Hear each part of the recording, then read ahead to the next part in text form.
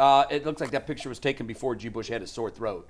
Yes. He was smiling like a kid at the bank getting a lollipop. I hope G. Bush comes back smiling tomorrow. What's up, Aditi? I do too. Hi, guys. How are you? Speaking of sore Aditi. throats. Oh, I know. It's going around, man. That time of year. Is it from is. your game on Sunday, Aditi? Because that was Did you see something. that? Did you That was notice something. the monsoon that I was standing in for hours and hours? And 6 total points, guys. The Chargers covered a 5.5 point spread. I'll tell you very honestly, I had a text exchange with member of the Steelers staff, with a member of the Steelers coaching staff. The Steelers are very thin at inside linebacker. And I said, well, I just saw the Patriots, and I think you could put me at inside linebacker and be okay. You know what, though? Never underestimate the New England Patriots because Bill Belichick is still their coach. Look at that picture of him. Oh, gosh. It's the greatest cover in Yeah, NFL history. Shout out to the Chargers. Can you see the raindrops falling off of my hat right there? Yes, it is actually. You were in a monsoon. I was. And, I loved the fact that I couldn't carry a notebook. I couldn't carry a phone. Everything was drenched. And my mic inside that Ziploc bag. Are we supposed to say, what is the, how you're not supposed to say Kleenex, you're supposed to say tissues and not Band-Aid, you're supposed to say bandage. What is the generic word for Ziploc? Plastic. A zipper bag? A zippered bag? I don't know, but It wasn't actually a Ziploc brand. Yeah, You know what I'm talking you dominate your space when your competitor also has to use your name to explain what your product is. Band-Aid is another one. I mean, it's Whatever like... that was. So the mic was inside the bag, and it didn't work. Eventually, there was so much rain that I was dumping the bag, even though I had kept it all zipped Well, up. you were a pro's pro, as always. Aditi, we've been talking about the quarterbacks and the gamesmanship that's sort of going on between the two head coaches and not being specific with what we think we know they're going to do. I mean, that's commonplace. If you don't have to give it away, why would you? It's you're at a competitive disadvantage if you announce that on Monday. Keep the teams guessing. It's standard fare, right? Oh, totally. I mean, it's what we had last week with Bill Belichick, and it's Right. what Bill Belichick is doing again. And you saw all signs last week pointed to Bailey Zappi starting for the Patriots, but Belichick wouldn't say it. The players wouldn't say it. We as broadcasters knew, but we're still not allowed to say that we'd met with Bailey Zappi. And the same thing is happening this week. Bailey Zappi handled the press conference that the starting quarterback generally handles, but Belichick still won't officially name him the starter. Now, as for Flacco and DTR, I think you do. There is a little bit more gamesmanship or a little bit more competition to that because you are preparing a little differently. Those two quarterbacks are different enough that your preparation, while the offense doesn't change, and there are certain things that you always have to be prepared for, the run game is the run game is the run game, it might affect your rush lanes a little bit or how you go about doing things. So why not? Why not? Why not put a little more onus on the opposing defense? Sure, make to them have guess. to just Hell, prepare for something extra. I yeah. mean, Peterson's making us guess too. So, I mean, Sure. Although goes I think around, he comes around. really truly is just hopeful. I don't think that he actually knows if Trevor is going to be ready to go. I think that he's got a little more hope on his hands in terms of whether Trevor Lawrence will be able to go. Maybe, but that high ankle sprain, it's we I mean, saw it's unlikely. Yeah, Yes, we saw it of with course. Mahomes, but it was a playoff game, and considering Correct. that they've got a game in hand on the Colts in the division and the Texans, they do have a little bit of wiggle room and buffer space there that they have the luxury if they need it to not start their quarterback. But let me ask you this, Aditi. In a vacuum, let's say DTR was not concussed, and this was a real decision for the coaching staff. Did Joe Flacco do enough on Sunday to definitively say, even though DTR is the long-term QB2 option, that for now, Joe Flacco gives this team the better chance and it's his job? What did you guys say? You guys all we answered said this, yes. right? How'd you vote? We said Flacco. All three of you said yes. We did. For this week. We did. For this week right now. Yeah, we think Flacco, it's week to week. Yeah. Because when you're 38, aren't we all day to day, week to week? So, I mean, I think you got to... I feel literally just ran regular 4 miles, and I'm telling you guys, my heart is like I'm walking up the steps saying, "Am I too old to run? Is that what's going on here?" I'm all in on Flacco. You guys know this. You know that I mean, I feel like I came into the league with Flacco. I've grown up with Flacco. I'm such a fan of his, and I just think that in this situation, his headiness, his experience, his cool, how collected he is in any one moment. Emotions don't get to him at this point. I just think that he is the right answer right now. I would like to see him continue to play. And yes, I do think that he did enough out in LA. I mean, I was sitting in the Boston airport. I don't know if I'm supposed to admit this, but I was cheering very loudly for Joe Flacco and was quite disappointed with how things went. So, I do think that that's the right answer. And I think, the fact that Kevin Stefanski moved on from PJ Walker because he wasn't sleeping over the turnovers just tells you where Kevin Stefanski's mind is a little bit too, and I think that having that savvy Super Bowl MVP veteran in there just gives you a level of comfort. The guy's not going to have a brain fart. He may not make the perfect throw at one moment. He may not move the same way, but he's not going to do something stupid. I agree with that, actually. He did do something stupid. He did do one thing. Actually. You're surprised you're agreeing with me? Is that what the actual... No, Well, I disagree with both you guys because he made 44 decisions and 43 of them were great. But other than that, Mrs. Lincoln, did you enjoy the play at the Ford Theater? Aditi, Miles going out there, he has the shoulder injury. And now that he doesn't look like quite himself, do you think he's hurting the team? No.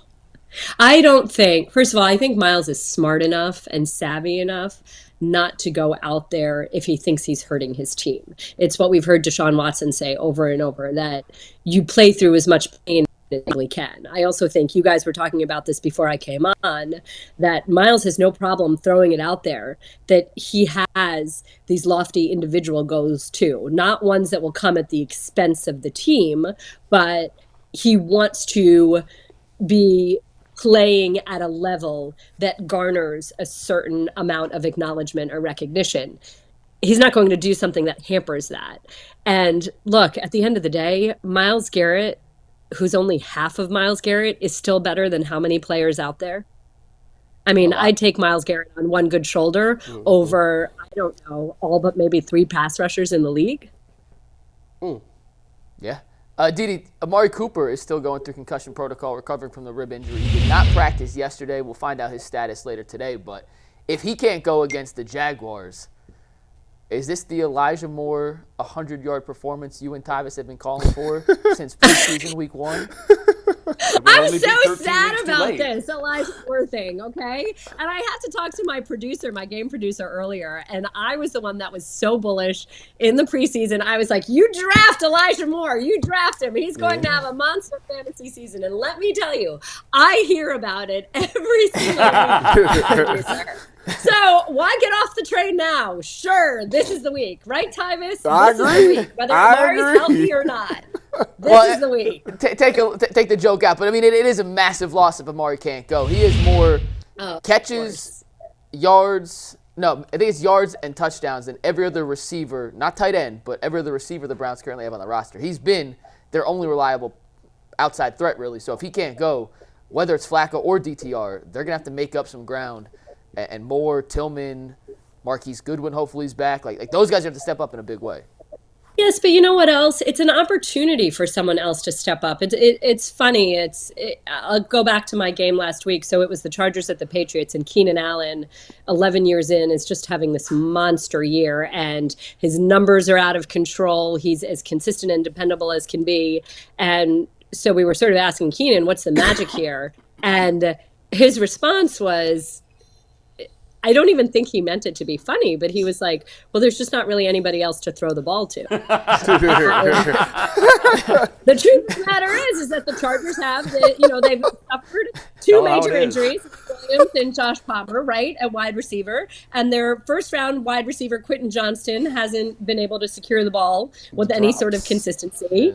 And so I'm not saying that Marquise and Elijah and all these guys haven't stepped up, but in some way, Amari has been so money. Why not throw to Amari? Amari beats a double team. He tells you, you beat the help guy, I'll beat my guy, and he's fine. Amari makes the contested catches, the combat catches. Amari runs it. Like, if he's money, why not go to him? So I don't think that this is a situation of Elijah Moore and Marquise Goodwin and David Bell and all these other receivers not being able to step up. It's just, when you've got such a reliable, dependable, wonderful guy to go to, why not go to him? Yeah, and like so this would be a great opportunity, right, for these other guys to show, hey, we can do it too. Someone's got to do it, and you're right. He's the proven commodity, and the quarterback clearly has a comfort level throwing it in his direction. Right. Now, it doesn't mean that in his absence, someone isn't going to become the Amari Cooper on that day.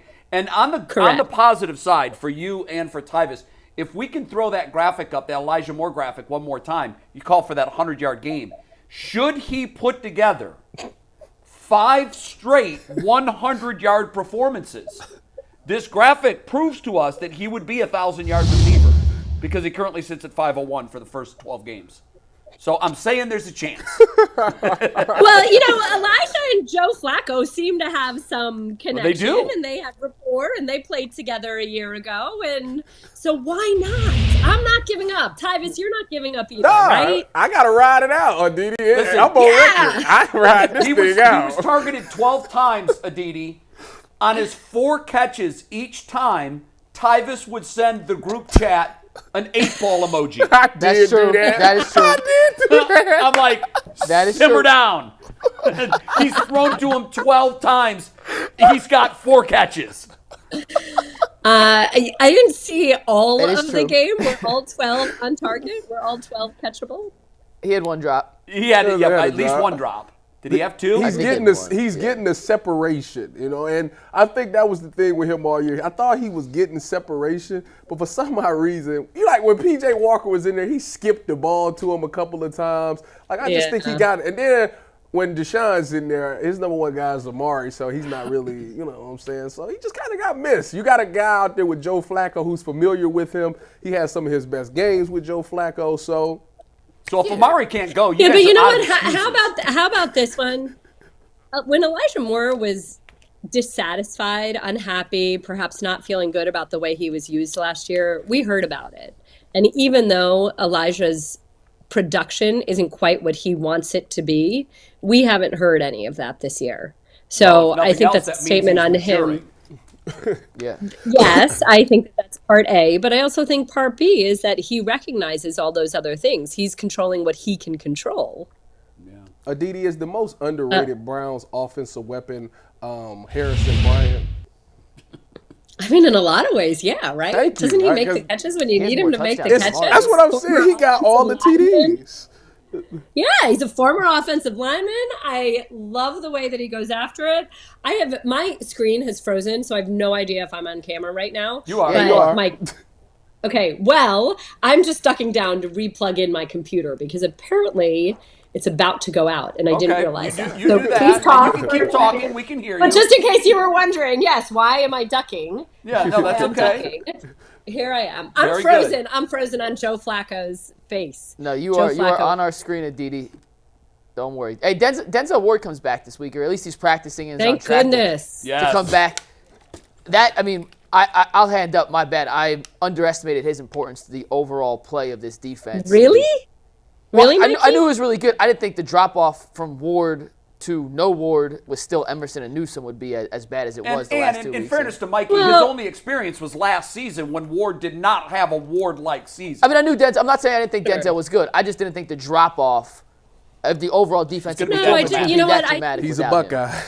Because because you're looking at Newsome and saying this is a good player, but Newsome is a great player where he plays, not necessarily out of position. You know, I'm great at what I do. I would not be great if I were on Dancing with the Stars. So there you go. We're not knocking Newsome as a human. We're just saying that his strength is not necessarily playing outside. And certainly once you go from Ward, one of the best guys outside, to someone who's playing out of position outside, that's where you kind of are. And when you have an offensive mind like the Rams do in McVay, and last week was Peyton in Denver too. That's exactly right. Sean Payton, they're how to pick at that. Find number 0, and that's where you're going. And they did it, and they exposed him.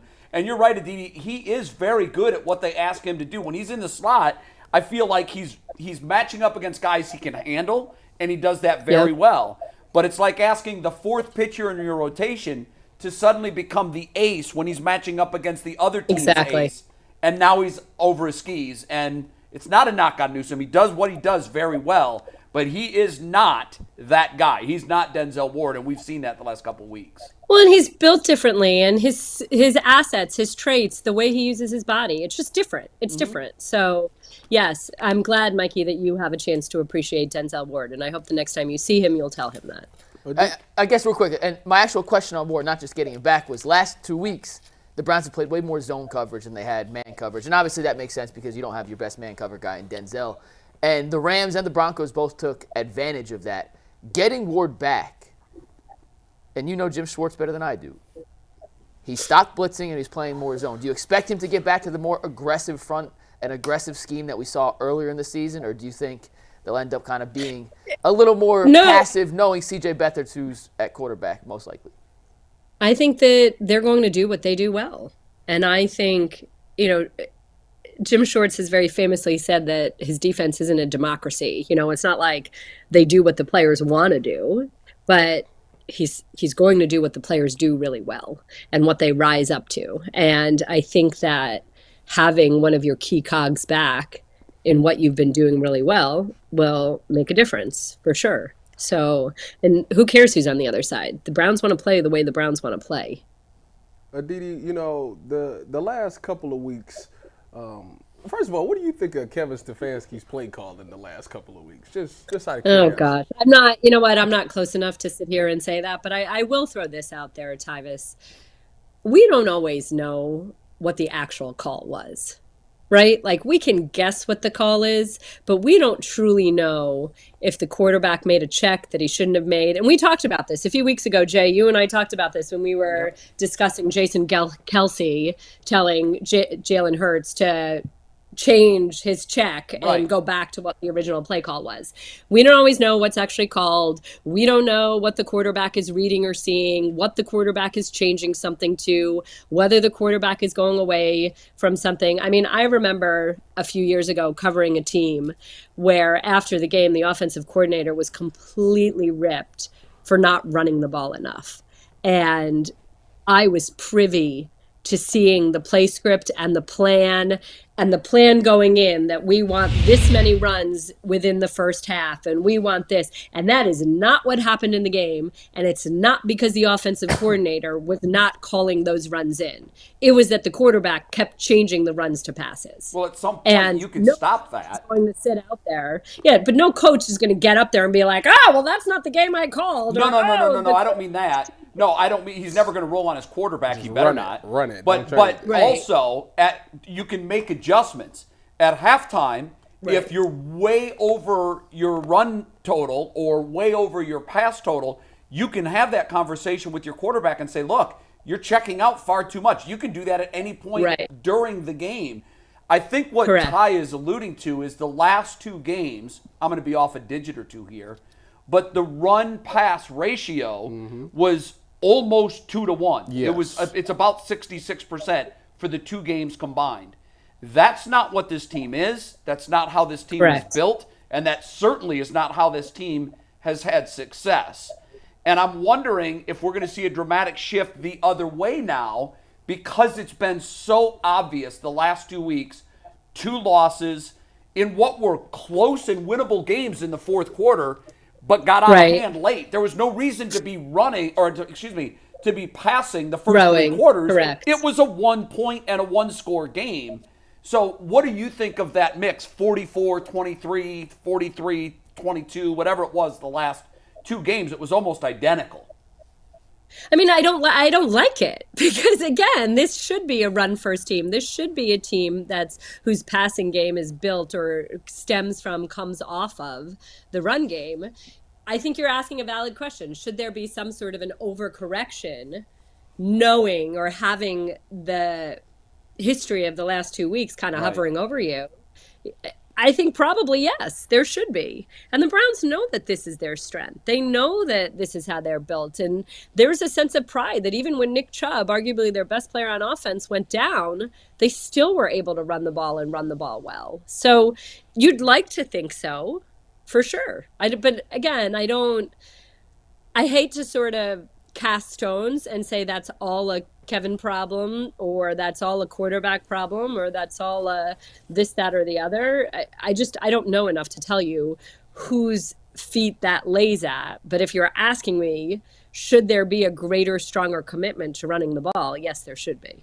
Yeah, I think we couldn't ask you that for a lot of reasons, but one of them is we don't know, and we've been around this team for years, what role does Paul DePodesta play in the micro game planning from California all week as the chief strategy officer? I can only tell you, in talking to people that have been with this organization in the past, that his voice and influence is incredibly strong. And I hope one day we actually find out, and it's rare that we do, but I hope we find out one day that the head coach does not have nearly the input that maybe he should and that we think he does. I just think that's my personal opinion on the situation. I know you're not at liberty to talk about that, but it's the great mystery of this organization. What the hell does he do, and who's driving this bus? Yeah, Jay, you say that, and I feel as if we could have a very similar conversation about maybe half the clubs in the National Football League. You're right. I know that people have been talking about what David Tepper wanted to see out of the Carolina Panthers offense. And that's why Frank Reich couldn't finish the end of the season. I know that here in Pittsburgh, there was a lot of conversation about how much of the offense was Ben Roethlisberger and how much was the then offensive coordinator, Randy Fichtner. This is, who really, truly has autonomy. I don't know. That might be a much smaller group than the ones that have maybe too many cooks in the kitchen. No, it is. I just bring it up because in the other scenarios that you bring up, the players that have a voice in that system, in one case you mentioned the owner. Personally, my opinion from covering the league for 30 years and just experience, that doesn't end well. It just doesn't. So, but aside from that, when it's someone who came from outside the sport and his history was in another sport, and he may have the single loudest voice in this organization, an organization that is under the microscope as much as any for its lack of success, it just is a bit troubling to me that person may not even be in the building every day. In fact, isn't even in the state every day. It's hard for me to get my mind around. That's all. Again, I'm just going to sort of stay away from that because, and I don't blame you. Again, it feels like it's conjecture until I know for sure. You're right. And in fact, it's conjecture on my part, with the exception of talking to a few people that have been with this organization recently and know the makeup of it, and they don't necessarily think that it's one that can win when it's done the way it's done. Hopefully more on that comes out, and we actually, as fans and media, learn a little bit more about that process, because they're not very transparent on what he does and what his input is. But I know this, he's been a part of several different regimes, general managers and coaches, and the success just hasn't been there. And I don't know at what point you keep going in that avenue if it's just not working. And I know that's another rabbit hole, and I don't want to bring you into that because you don't belong in that discussion. I like you too much. Thank you. Thank you for saving me. What's your game this weekend? I have the Bucks at the Falcons, so I will see your old friend Baker Mayfield. Give him our best. Give him send. He's about to have a baby. Do you have advice I know. for him? So on behalf of all of us, congratulations to he and his lovely wife. And also tell him that Bull is still as big a fan as ever.